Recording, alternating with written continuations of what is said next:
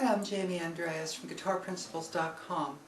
I'm going to show you the secrets of the best way to go about changing those chords for Happy Birthday.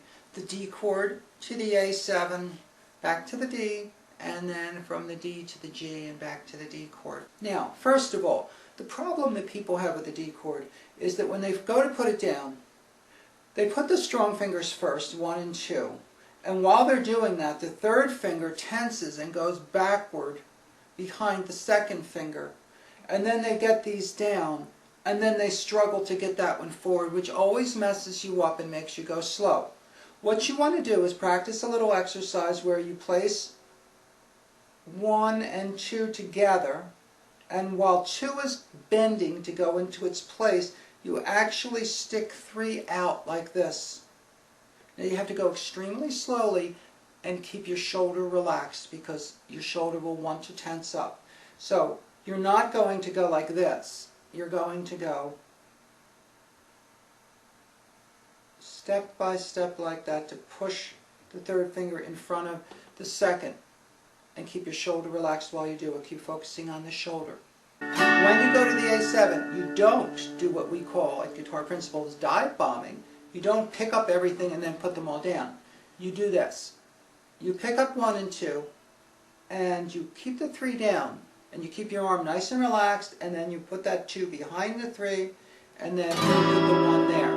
Now you practice that very slowly, over and over, and what happens is you'll be able to do it fast. You'll be able to go. When you go back to the D, place the 2 first, and then move those over, which you can do extremely fast.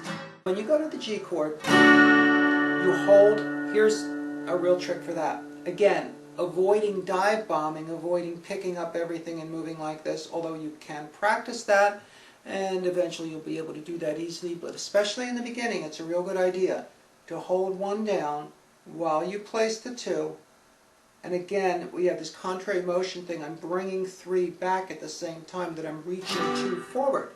If you practice that very slowly, then you'll find that that's easy to do.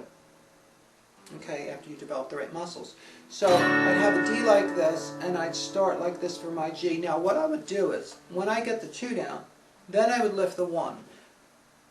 I recommend you don't use this finger over here. It's really not necessary. It doubles a note, what's called a third of the chord. It's really not very necessary.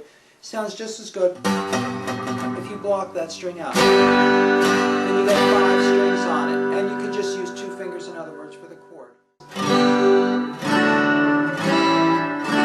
So there's those changes, and I'm doing them the way I showed you with the leading with the particular finger that I recommended each time. Okay, now, if you want to get more insight into all the secrets of building a very, very solid technique on guitar, then I recommend 2 books that I have written that are unlike any other books you're going to find. The Principles of Correct Practice for Guitar, which gives you all the secrets of mastering the guitar, or just playing it really well, or being as good as you're able to be. All special exercises for developing the fingers, how to practice to get results every time from your practice.